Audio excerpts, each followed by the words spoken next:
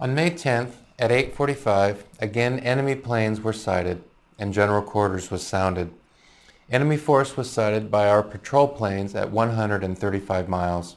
We were greatly outnumbered, and the Yorktown was leaving an oil streak as we stayed at GQ all day and made 30 knots, running from them. They chased us until noon, then finally turned and went back to the north. It sure pleased us too.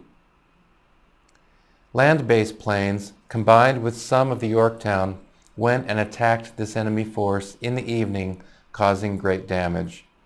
The radio reports that the remnants of the Jap fleet were fleeing north.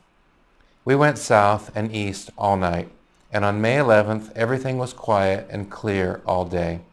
The first day since Monday, 1 week ago, that we have not seen some kind of action. We are heading east and a little north, destination unknown. Total score of ships sunk during past week were: enemy, 5 aircraft carriers, 6 cruisers, 4 cargo or transports, 7 destroyers, which is a total of 21 ships sunk, plus a number of airplanes shot down too numerable to keep track of. Our losses consisted of 1 aircraft carrier, 1 destroyer, 1 tanker, and about 130 planes plus 1,200 personnel known.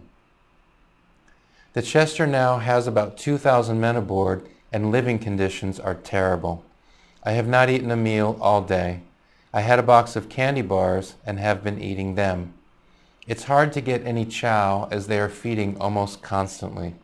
Our next port unknown. When? Unknown. Traveled east and north until May 15th, at which time again entered Tongatapu. There were several troop transports at anchor. Several thousand American troops are now stationed throughout the island. Word was spread, scuttlebutt, that we, the Chester, was leaving and going to Mare Island for 2 months overhaul. We sent our refugees to the transport ship Barnett. 1 day later, May 16th, most of them came back to the Chester as passengers bound for San Diego.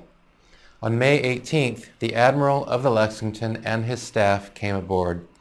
Bags and bags of mail was brought aboard. We refueled.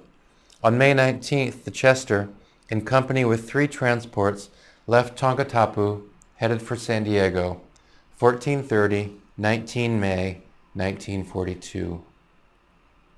Headed and stayed on steady course for San Diego. Arrived in San Diego June 2nd at 6:40 p.m., refueled and provisioned ship.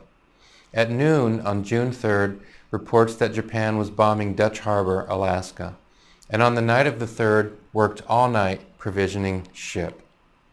On June 4th at 5 p.m., left San Diego, an unhappy day. Headed direct for Pearl Harbor at very high speed. Japs attacking Midway. Our speed is not under 27 knots, and we are alone.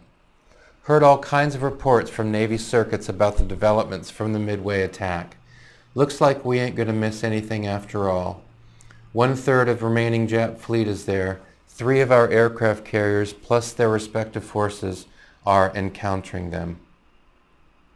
At noon, Friday, June 5th, the aircraft carrier Yorktown had been hit with 3 torpedoes and 4 bombs. She had a 30-degree list, and all hands abandoned her, those that were not killed, and they were trying desperately to tow her into Pearl Harbor, which is 1,250 miles away. 150 torpedo planes from Seattle are on the way to aid our forces. Looks like this may be the battle that will tell the story about the war. More details later when all reports are confirmed or I see them. Arrived Pearl Harbor as scheduled, 84 hours in transit. Stayed until Sunday in Pearl Harbor. At 2:30 p.m. Sunday, we left Pearl for Mare Island for 65 days in Mare Island Navy Yard. Arrived at Mare Island June 19th. Started on leave the 20th. Marginal note, Yorktown sunk June 6th, also 1 destroyer.